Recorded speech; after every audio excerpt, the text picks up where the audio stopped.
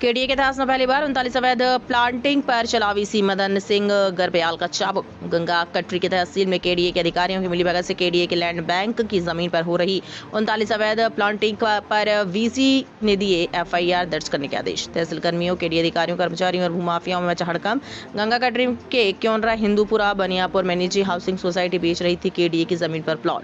लगभग 200 बीघा जमीन पर भूमाफियाओं, तहसील और केडीए कर्मियों की मिलीभगत से कर रहा था लंबे समय से कब्जा। केडीए लैंड बैंक की जमीन कब्जाने में बड़े उद्योगपति, राजनीतिक दल के नेता, व्यापारी, सरकारी अधिकारी, कर्मचारी और अधिवक्ता भी शामिल। केडीए वीसी के जीरो टॉलरेंस नीति के तहत की कार्यवाही, भूमाफियाओं में मचा हड़कंप। कानपुर शहर में क्या कुछ बदलाव होने वाला है? आज 140वीं बोर्ड बैठक थी। उस पर पहला तो हमारा प्रस्ताव था कि जो है 2024-25 के लिए जो हमारा बजट का प्रोविज़न था वो रखा गया था। और उसके अलावा कानपुर विकास प्राधिकरण की जो विभिन्न योजनाओं में हमारे फ्लैट अभी बिके नहीं है, उनके कॉस्ट फ्रीजिंग को लेके हम लोगों ने प्रस्ताव रखा था, जो पिछले सालों में बोर्ड बैठक के द्वारा अप्रूव किया गया था। क्योंकि हमें एक औपचारिक रूप से एक हमें अनुमोदन चाहिए था, तो इस बार बोर्ड में रखा गया।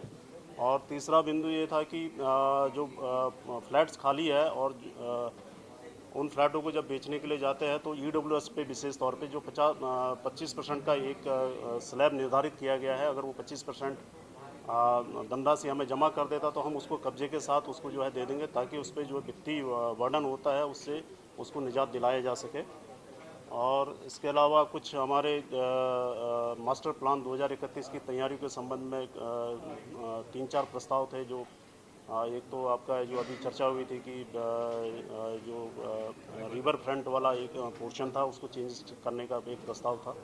और इसके अलावा और क्या तलपट मानचित्रों में जो कुछ आंशिक संशोधन होने थे जो हो गए थे, एक बोर्ड की औपचारिक अनुमोदन के लिए रखा गया था, जिसे बोर्ड द्वारा स्वीकृत किया गया है।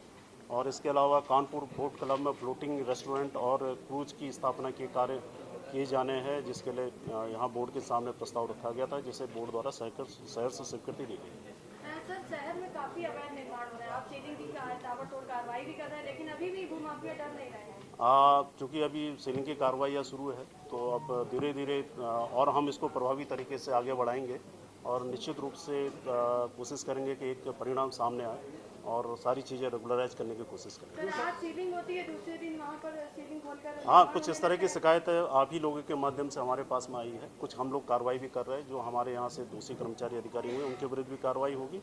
और जो कर रहा है इस तरह से लॉज का वायलेशन कर रहा है, उसके विरुद्ध हम कठोर कार्रवाई करेंगे। सर, पर्यटन को बढ़ावा देने के लिए जो फ्लोटिंग रेस्टोरेंट है और क्रूज है, ये कब तक संभावना है कि शहरवासियों को इसका लाभ मिलने लगेगा? जल्दी से जल्दी। अभी बोट क्लब चल ही रहा है, उसी के साथ साथ हमें करना है, तो जितनी जल्दी हम हो सकेंगे 6 महीना तो मान के चले 6 मंथ मिनिमम।